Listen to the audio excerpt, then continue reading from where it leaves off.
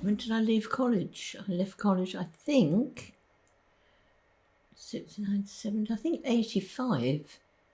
I think I left college in 1985.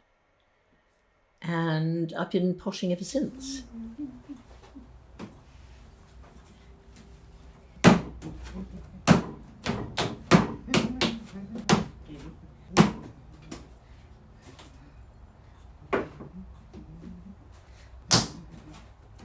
But it's not sophisticated being a potter. I don't think I'm sophisticated at all. I'm still like an old hippie from the 60s.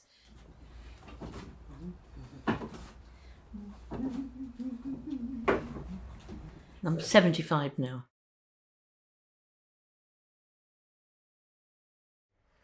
Oh, not at all, no. There's things going on in my life just take a lot of my time up. But that is where I would like to be, the studio. I could, if given the choice, I would spend all day, every day, just in my studio. It opens up onto the courtyard, and I have the door open all year. Even in the winter, I have the door open. But I've got my own kettle in there, make a cup of tea. I will stay quite often till much too late at night, and people will phone me up from home and say, what time are you thinking of coming home? But I could, once I get onto a roll of working, I could stay working till 9, 10 o'clock quite easily. But generally, I go home about 7. I use porcelain, stoneware. I like working in porcelain. It's quite difficult. It's not an easy clay to use. It's a bit like trying to build in skin. It's soft, you lift it up and it will fall to pieces. It's very tricky material to hand build. If you fire it too big and you haven't got supports, it would just wobble in the kiln and collapse. I just love the quality of porcelain. It's a beauty, and I love the finish of porcelain when you work with it. It's very special. Otherwise, I work in stoneware. You build with stoneware and it holds its shape. So you can actually build bigger. You can fire stoneware bigger and it will hold its shape. When you hand build, it's dry. And you lift it and you stretch it. And you can stretch the clay, especially in stoneware. You can stretch the clay in stoneware and it will open up and you can get really nice textural things happening. So it's the dryness of it. So it's very rewarding and therapeutic. You just get on a roller and just make your work. I was very influenced by my father being a bespoke tailor. And I would spend a lot of time with him. He'd have cloth rolled out and these patterns on the cloth, and he'd be marking it in chalk and cutting out the patterns around and putting these suits together. And that's exactly the way that I work and build in clay. I'd never realised that I actually built my individual pieces exactly the same way as he made a suit, by cutting out patterns and putting the patterns together. And I actually celebrate every single join. I don't try and hide the joins, they're all part of the piece. And so they've got little coats on, because I like texture. I'll put the texture in. I love texture and I love pattern. And they've all got individual patterns, buttonholes, collars, arms, legs. And I don't know why they've got legs. So people will come into my studio and say, I bet at night they're all up dancing and moving around. But that's not something that I'm aware of, that I think about. I try to make them without legs and they just look unfinished and I have to then put legs on. There's a feeling, when I'm working, I do have a feel for every single pot. God knows. I don't know.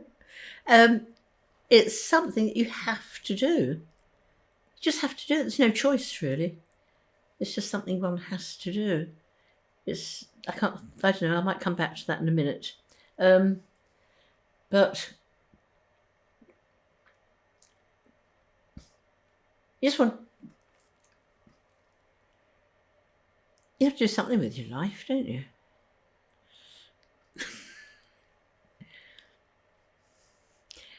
I think a lot of it's just in my blood. When My ancestors, I mean, they've all been bespoke tailors for hundreds of years.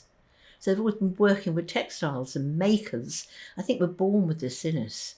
You're born, you look like your family, you have the same voice, you sound like them.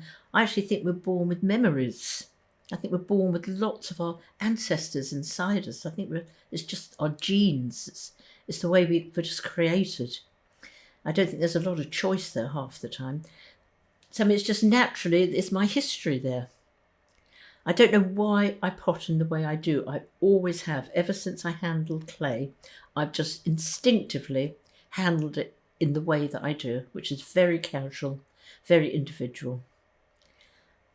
I've never wanted to be a potter in any other way, and that's just how it works for me.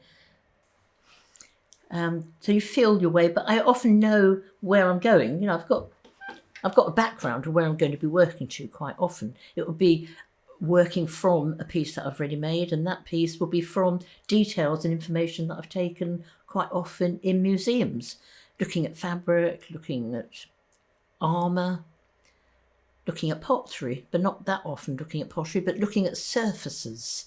I used to go to the Holly Trees Museum into the basement and look at this mummy. I'd just take myself there across town. I was only a little tiny girl. I mean, you couldn't do it these days. And I'd just go down there and I'd just look at it for hours and look at the decorations. I just adored it. It was just drew me to it. And I automatically still work from that inspiration.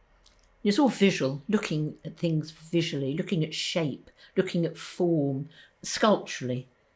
I just like to see things sculpturally. I'm not necessarily thinking intellectually about putting ideas together, that this is ancient and I want a story to tell. I haven't got any stories to tell in my work.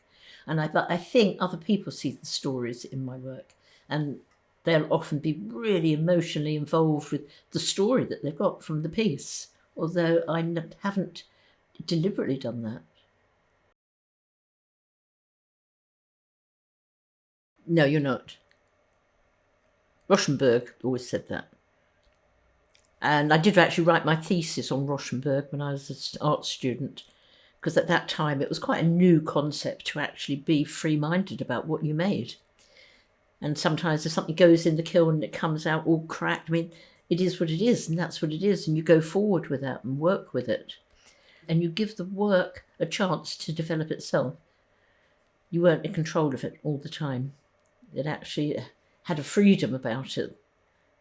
You wouldn't always quite know where it's going to go, and however it went is the right way it should be.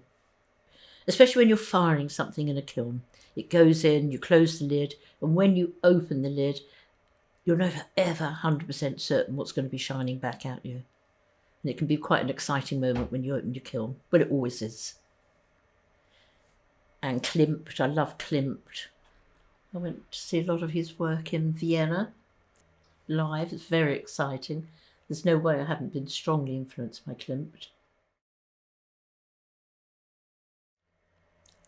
No, you have to be dirty to be a potter.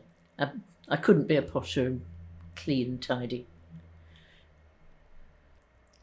Even gardening, it's very difficult to garden without getting your hands dirty. You start with gloves on and it doesn't last long. I could be a gardener if I weren't a potter. I could choose just to garden all the time. I love it. But I could easily, because it's very creative. You start with a tiny little seed and you end with great big plants or vegetables. It's incredibly creative. Or I could be a cook and you start with a few bits of flour and butter and sugar and you end up with these wonderful gâteaux. It's just as creative. It's all creative, isn't it? I mean, anything I do, I could do. I would enjoy. I've just ended up a potter.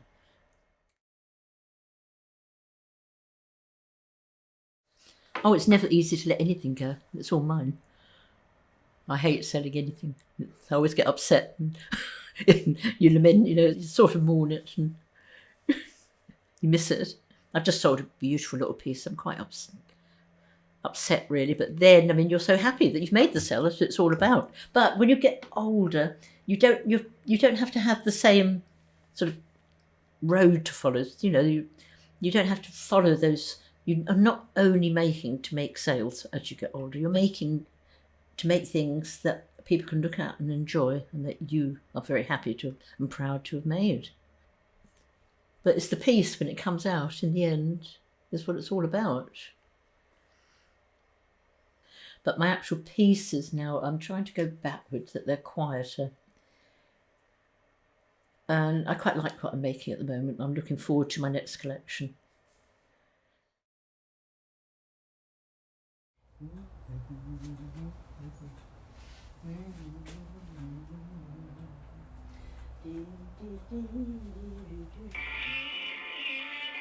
Oh. Sorry, I did turn it off and I turned it back on again. So I'll take it because he wants to know what I'm doing. Alex?